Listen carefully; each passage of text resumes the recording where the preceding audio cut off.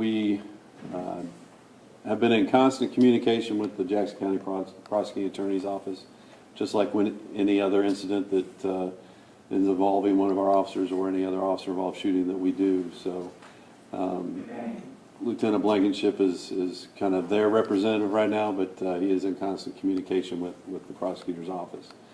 So approximately last night, we'll kind of give you a little rundown of it again briefly. At about 9:40 last night, we were notified of somebody had parked on the west side of the building. One of our troopers had entered the building and passed the vehicle. As he was passing the vehicle, he noticed that it was just out of place. It is normally an area where employees park, but at that time of night it just looked odd and out of place. So he turned around and immediately notified Troop A headquarters that there was somebody suspicious outside the premises. The suspect got out of his truck. He did have a firearm with him, a long gun, which we can say was an assault style rifle. He did fire one round in the back of the building, not in the building itself, but just in that general direction in the ground. That alerted our other troopers that were inside. One trooper went out the side entrance and exit. The other trooper made sure that our radio personnel were aware of the situation. He told them to take cover. He retreated into another office that faces Highway 50. And as the suspect was coming around the building, that's when the officer that came out of the exit engaged him, told him to put the gun down, show his hands. There was no compliance with that. Some rounds were exchanged. The officer in that office that was near the suspect then fired from the office out through the window towards the suspect. At that point in time, the suspect was down and wounded from the shots fired at him. And from that point on, he was treated at the scene and then transported to the hospital. Now, since then, we have learned that the individual's name is Tayland Rahim. That's Tayland, Rahim, Rahim. He's a 27-year-old male from Kansas City. He's in stable condition currently at a local hospital. Our investigators have obviously not spoken to him yet. We are still investigating this incident, and an arrest warrant is for surely upcoming. It's just we want to continue the investigation, make sure we have more information and what his long-term health is going to be. So after learning this information, we did obtained a search warrant for a residence in Gladstone where Mr. Rahim was residing. Within that residence, the search that was conducted revealed 3 other firearms that were seized. Several rounds of ammunition were in the house, and they conducted any interviews with the other residents in the house. It goes without saying that this investigation is ongoing. There are certain things I won't be able to answer still, but I'll try and answer any questions that you may have. I'll just briefly say the officers that were involved have a combined years of experience of 20 years. One officer has 6 years, the other officer has 14. So if there's any, 16. So if there's any questions. Have you all had previous interactions with Mr. Rahim before? Was he known to you all? We have not had any interaction other than he was issued a traffic citation at a scale house. That's the only interaction, if you want to call that we've had with him. Do you know the weapons that you recovered, were those all lawfully owned weapons? Were they illegal? Well, we're trying to determine that now still, making sure that they aren't stolen, making sure that they do belong to him or they may belong to someone else in the residence, but we're trying to determine that. Does he live by himself? I'm sorry? Does he live by himself or with his parents? Or? There were other people in the residence. I don't know who they were. Lieutenant Blankenship, were they his we're, at this point, nobody is, we don't consider them a suspect in anything. We're just talking with them. So they very well could be parents. Have you guys been able to figure out how long he was in the parking lot, if he had like kind of scoped out the place or anything like that before the incident? It was a pretty short period of time. He, you know, obviously, when he got here, he was set to do some harm, set to do something bad. So when he got here, he didn't waste any time. He pulled in and he backed into the spot. He didn't wait more than a few seconds to get out of the vehicle. And that's when our trooper passed by. So. Can you talk about what you found inside of the truck? As I understand from the release this morning, there was a package or something that was suspicious and the truck was searched. Can you tell us what was found there? Well, I think anytime, you know, when you have an incident like this where somebody comes onto our property, especially, you know, we have active shooter training consistently on a consistent basis. And we're trained to go into somebody else's building to do this, and you don't quite expect it to happen here, being a law enforcement facility, but that training immediately kicks in. And so when somebody that is coming to do that type of this type of thing to a law enforcement building, then your suspicions arise that something else may be a problem. So Lee Summit Police Department was a huge help. They had their bomb squad come out and make sure that there wasn't any incendiary devices in the vehicle, and that's part of what the search warrant was for, to make sure there weren't any issues. You know, if everybody in the household was okay, neighbors were okay, making sure there was no problems in the house. But the package, it was suspicious just in nature because it was a package and you couldn't really see it, but nothing. There wasn't anything that was anything of note.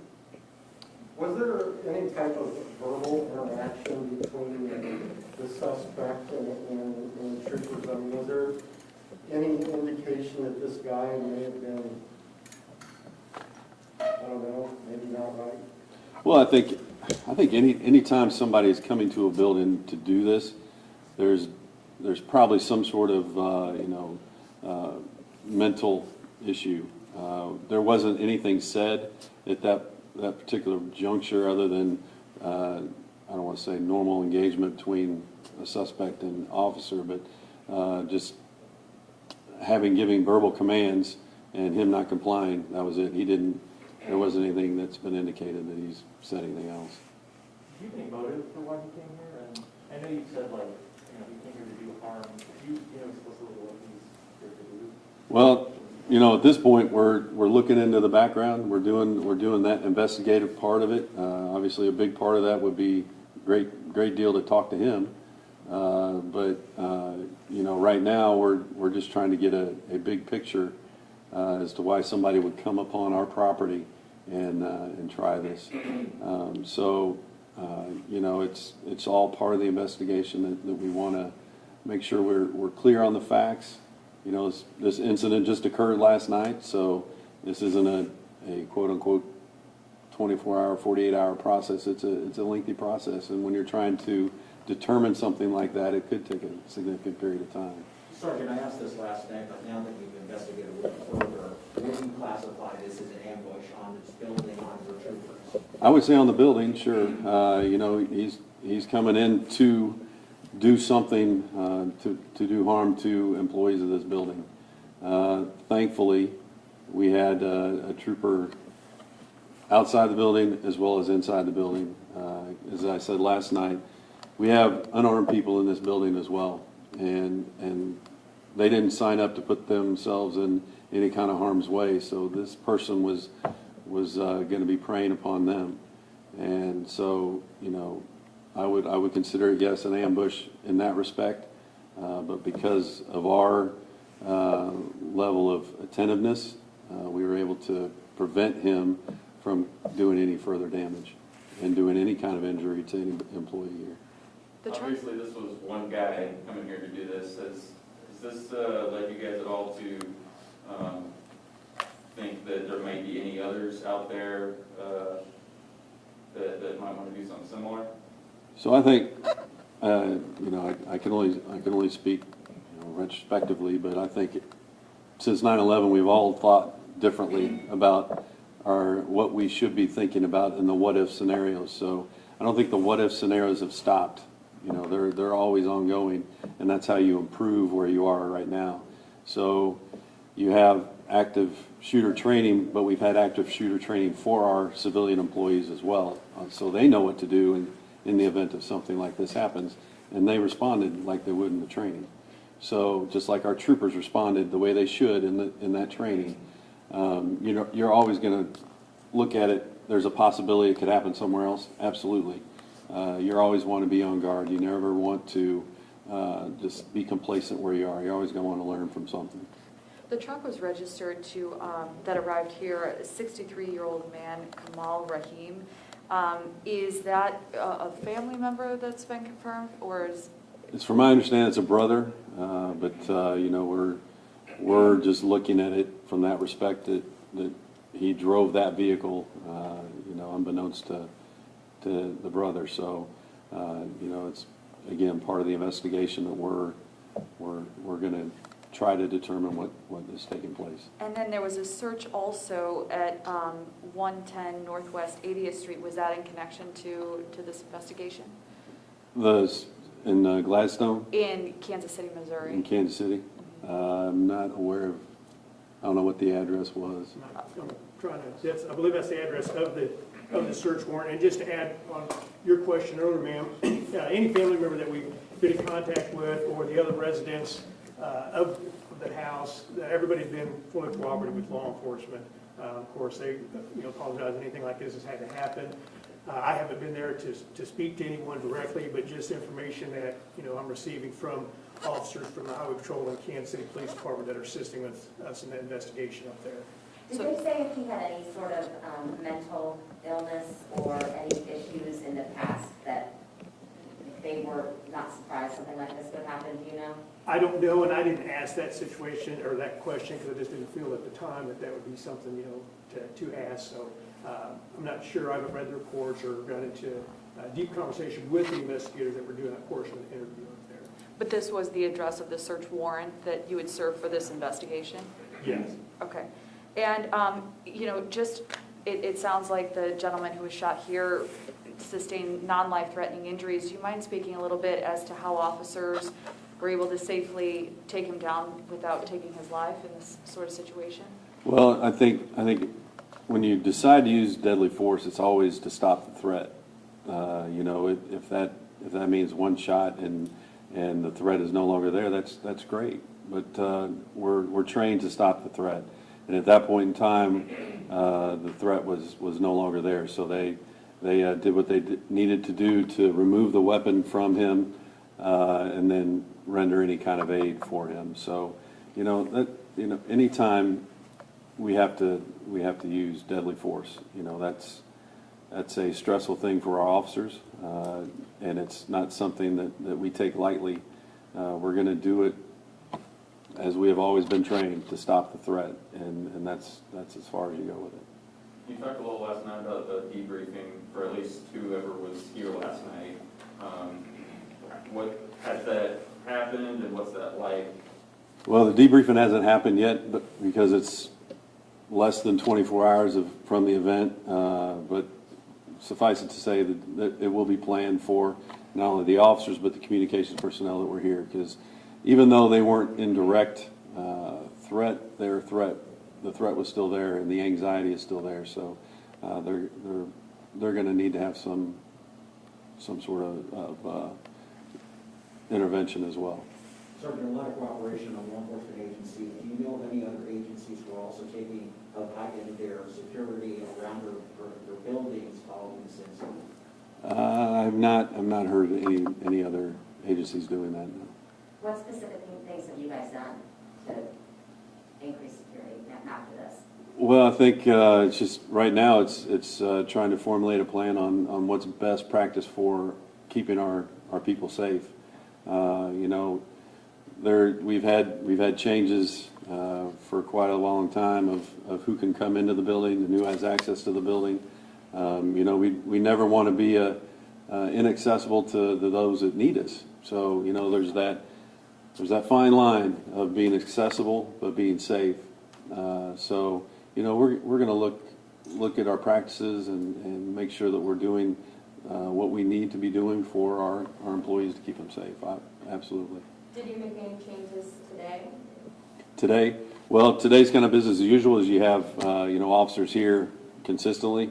So when that is occurring, you know, you're going to have a presence. So, you know, as the evening comes, you know, we're operating in the standard form that we normally will. You can't make a wide scope change overnight. You have to make it well thought out and well planned out. So we want to make sure that we do that. And where was the suspect shot? That's part of the investigation. As far as knowing that, I can only speculate, and I don't want to speculate, and I want to make sure that all those facts are correct. And was it both officers that fired or just that one that fired from the? It was 2 officers that fired. Both officers fired on the suspect. But we don't know if both of them hit the suspect. Correct. So we don't know how many times the suspect was hit? Correct. We know how many shots were fired, but as far as trying to determine that, you rely a little bit on the medical personnel. So we're going to have to, you know, make sure that we're in communication with them to figure that out. Do you believe your mentioned kind of normal protocols? You go ahead. Awesome. Thank you. Do you believe your protocols were successful last night, and how was it emotionally returning to the building this morning? Well, I think I'm extremely proud of our troopers and our personnel. They perform like they should have in an active shooter situation. Like I said, we're used to training to go into another building, not our own, but it didn't matter. They fell back on their training and they did what they were supposed to do. And you know, our communications personnel that are not necessarily in that mindset all the time, they did what they were supposed to do. They kept in communications with our staff. They obeyed what those troopers wanted them to do and got the cover they needed. And then our troopers responded like they should have. I will say, coming to the troop headquarters is a little different because this has never happened in the history of the Highway Patrol. Nobody has ever come to one of our buildings and tried this. And, you know, this is a unique event. So, you know, you still know that the building that we're coming into is safe. And the building that you're coming into is here to protect and serve the citizens of the state, as well as to protect the people that are in here. Did you mean, sorry, just a quick follow-up to that, do you mean in the history of this building or across the state? And how many people were in this building at the time? At the time, I'm going to say there were, and this isn't an exact, I'm going to say probably 6, maybe, in the building at any one point in time. Now imagine our troopers are here, but they're also, this is their office to do any kind of paperwork, but they're also leaving to go out and do other functions, so. And then when you said the history, you meant of this building? Of the entire state. Wow, okay, thank you very much. I apologize if this has already been asked and answered, but who's handling the actual shooting investigation at AUC? Right now, our Division of Drug and Crime Control is handling the investigation. They've got the experience to be able to do those types of incidents. I mean, we've investigated more officer-involved shootings than anybody, you know, as far as the Highway Patrol, any troop in the state. And, you know, they are a separate division as opposed to the road personnel.